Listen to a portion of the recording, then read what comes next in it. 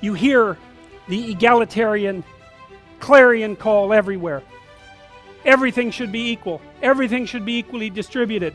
We should strive for equity. It's like, wrong. Especially if you're a conservative. Wrong.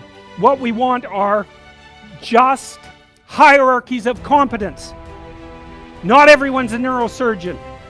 You know, if your father has a brain tumor, you probably want a hierarchy of competence for neurosurgeons, so you can pick the one that's the best, so that he might not die. That's what a hierarchy of competence is for. For the postmodernists, there's no hierarchy that isn't based on power. Well, because they think the world runs on power. And that's why they're willing to use power to get what they want, because it's the only thing they believe in. But a valid hierarchy of competence, it's God, we need those things, man. We need the best plumbers. We need the best contractors. We need the best carpenters. We need the best lecturers. There has to be a hierarchy of quality. And not only so that we know who the best are and can reward them properly, but so that we can reward them so they keep being the best. It's like, you know, if you have a great educator, if you have a great leader, if you have a great thinker, you want to reward them so they keep thinking and they keep educating so they can tell you something. It's not a reward for their intrinsic being. It's a calculated move on your part to suck everything out of them that's valuable as fast as you can. That's what a hierarchy of competence is for. And the idea that hierarchies of competence don't exist it's so cynical. It's such a pathologically cynical idea. And it's actually quite patently untrue, because here's an interesting tidbit from the psychological literature. Let's say you want to determine what the best predictors are for lifetime success in a Western society. Well, what would you hope for? How about intelligence?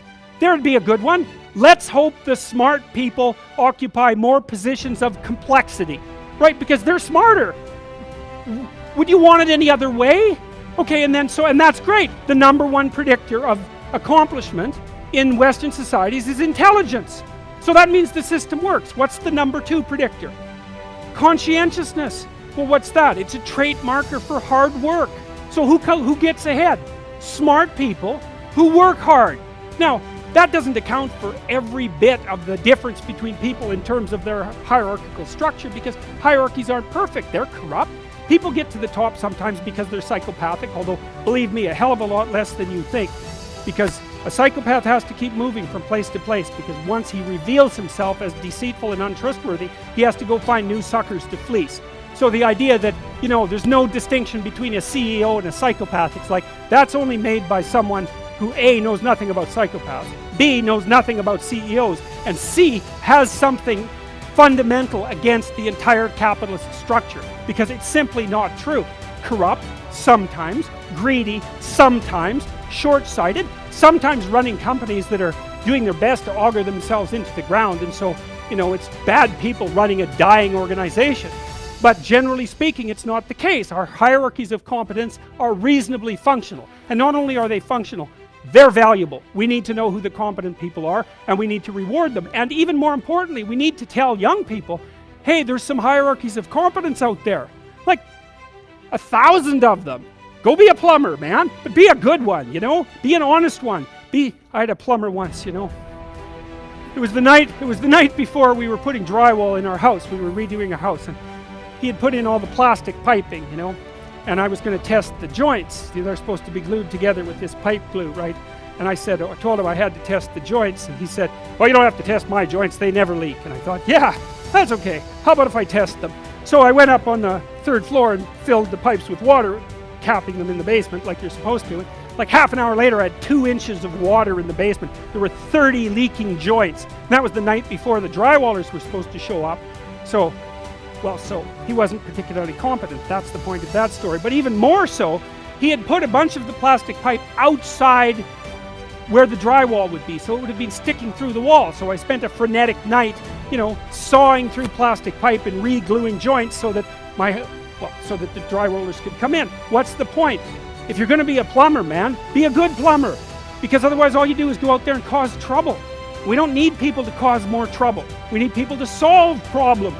You know, and so you can be a tradesman, and you can make a lot of money as a tradesperson. It's a bloody, reliable, honorable, forthright, productive way of making a living. And there is a hell of a lot of difference between a working man who knows what he's doing and one who doesn't, both in terms of skill and ethics, right? And you work with someone who knows what they're doing, it's a bloody pleasure.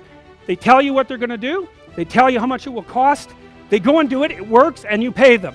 Perfect. Everyone's happy.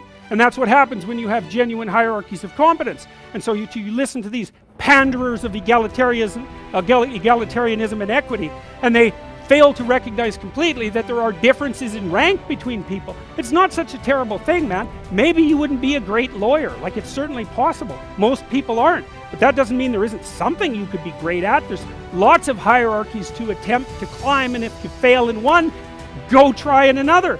But the point is, you're still trying to aim for the top. And what the hell are you going to do if you don't try to aim for the top?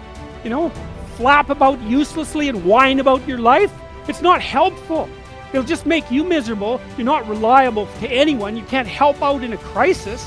It's like, so you tell young people, and this is another message for conservatives, like, I don't care what you're going to do, but go out there and make something of yourself for God's sake. Be an honest person and work and get to the top of whatever it is that you want to get to the top of. You know, and stand up for yourself like a respectable human being and be a bit of a light on the world instead of a blight. You know? And you can tell young people that, and they haven't been told that by anyone now. And so the young men are so hungry for that it's painful to watch.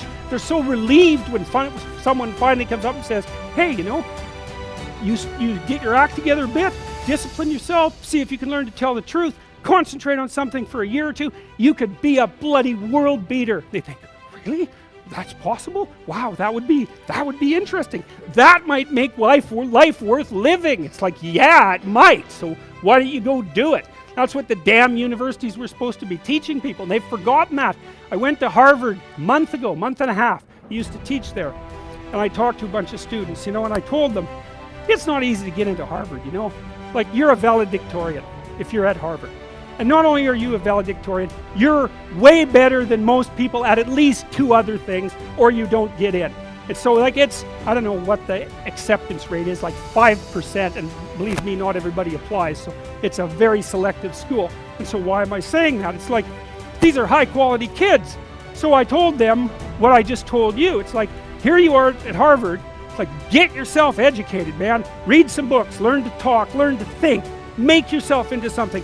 Get the hell out there and make the world that put you here happy that you were put there in that great institution. You know, and they came up to me afterwards and said, God, I wish someone would have told us that when we were in our first year. It's like, Jesus, why didn't someone tell them that? For God's sake, it's supposed to be the greatest university in the world. Is it so difficult to figure that out? Well, it is, if that isn't what you want to have happen in the university. You want to make cringing milksops who whine about being victims while they're going to Ivy League institutions. Jesus, it's pathetic.